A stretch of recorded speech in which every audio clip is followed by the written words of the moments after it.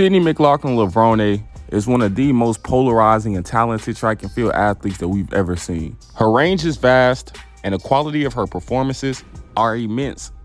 She's a 6-time world record holder in the 400-meter hurdles. She has one of the top 5 fastest 200-meter times in the world this year.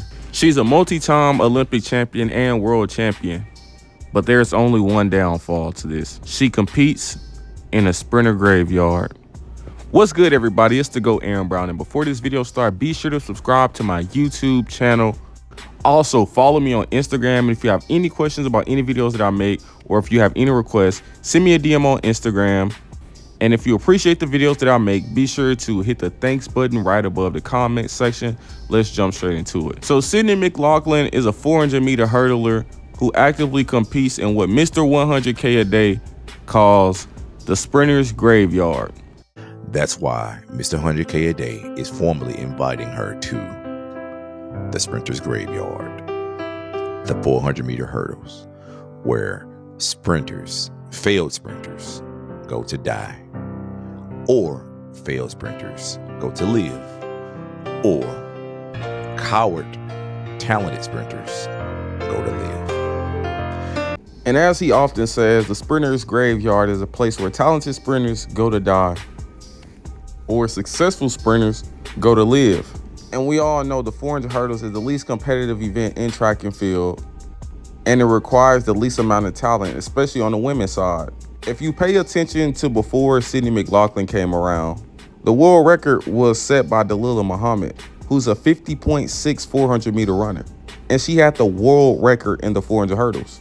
So that just goes to show that these women who are running 52 and 53 in the open 400, who are in the Olympic final every year, truly aren't that talented. But if you come to the 400 hurdles, it's so underdeveloped and uncompetitive, you can come in it and really be a factor in it, and at least be a finalist at every global championship, running 52 seconds in the open 400. So I definitely think Sydney is doing herself a disservice by competing in this event.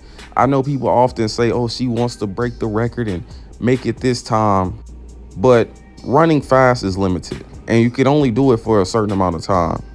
So I do think while she is super talented and in her peak, she shouldn't be wasting all of this great talent in this sorry event. I think it's time for Sydney McLaughlin to move out of the sprinter's graveyard and actually compete in competitive sprint events. It's not even exciting to see her compete in the 400 hurdles anymore. Nobody competes in that event. Just think about the Paris Olympics. We seen 2 women, hell, it took three women ran 48 seconds in the open 400, and 2 were faster than Sydney's PR. Mary Lady Paulino ran almost a full second faster than Sydney's PR while setting the Olympic record at 48.1.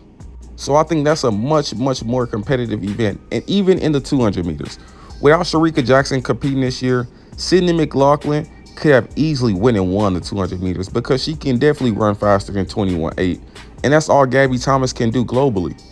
So Sydney McLaughlin would have been the gold medalist in the 200 meters. But she sits around in the sprinter's graveyard, wasting her talent. She's immensely talented, and I definitely want to see her capability in real events that have actual competition. Because her moping around in a sprinter's graveyard is just beating a dead horse at this point. I understand it's an easy check, it's an easy medal, but the excitement is just sheerly low. The fans really are no longer entertained. There's nothing to be excited about. She have too much talent to be running against women who run 51 seconds in the open 400 going over hurdles. I feel like that's a huge talent wasted. And I hear people often say that Sydney McLaughlin is a great example and she can be the face of track and field, but she really can't be a household name because she doesn't compete in a popular event.